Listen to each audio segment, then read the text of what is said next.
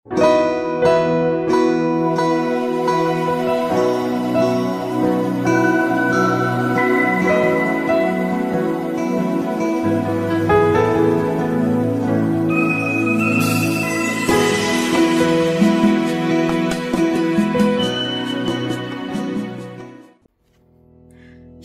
berjumpa kembali di program Sekolah Sahabat 5 Menit Game AHK Medtech.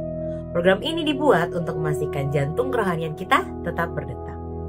Dalam 1 Raja-Raja 18 ayat 19-40, kisah Elia di Gunung Karmel menunjukkan bahwa Allah-Allah yang disembah oleh bangsa-bangsa sebenarnya bukanlah Tuhan yang sejati. Ayat-ayat lain seperti Ulangan 32:17 dan 1 Korintus 10:20 menegaskan bahwa penyembahan berhala sebenarnya adalah bentuk penyembahan kepada roh-roh jahat yang menyamar sebagai dewa.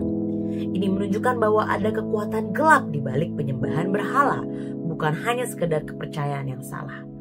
Pertentangan kosmis adalah pertempuran besar antara Allah dan iblis.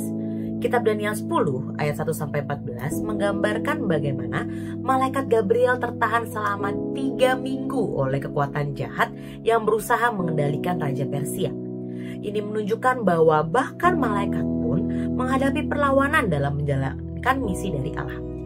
Hal ini menandakan adanya aturan main dalam konflik ini, di mana Allah tidak serta-merta menggunakan kekuasaannya untuk menghilangkan kejahatan secara langsung, tetapi tetap bertindak sesuai dengan prinsip kasih dan keadilannya. Kitab Wahyu 12 dan 13 menjelaskan bahwa iblis yang digambarkan sebagai naga besar memiliki pengaruh besar di dunia ini. Ia memberi kuasa kepada penguasa duniawi untuk melawan Allah dan umatnya. Namun, meskipun iblis memiliki kekuatan, ia tetap memiliki batasan dan hanya diberi waktu yang terbatas sebelum akhirnya dikalahkan oleh Allah. Kitab Ayub memberikan gambaran lain tentang pertentangan kosmis ini. Iblis menuduh bahwa Ayub hanya setia kepada Allah karena diberkati dengan kehidupan yang baik. Allah kemudian mengizinkan iblis untuk menguji Ayub, tetapi dalam batasan tertentu. Pertama, ia tidak boleh menyentuh tubuh Ayub.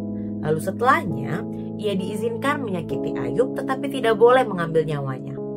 Dari kisah ini kita melihat bahwa meskipun iblis memiliki kuasa untuk membawa penderitaan, ia tetap dibatasi oleh aturan yang telah ditetapkan oleh Allah. Perjanjian baru juga menunjukkan bahwa dunia ini berada dalam pengaruh iblis untuk sementara waktu. Namun, salah satu tujuan utama Kristus datang ke dunia adalah untuk mengalahkan pekerjaan iblis.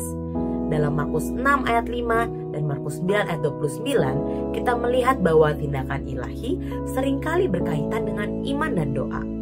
Ini menunjukkan bahwa ada cara-cara tertentu di mana Allah bekerja dan bahwa manusia memiliki peran dalam membangun hubungan dengannya melalui iman dan doa.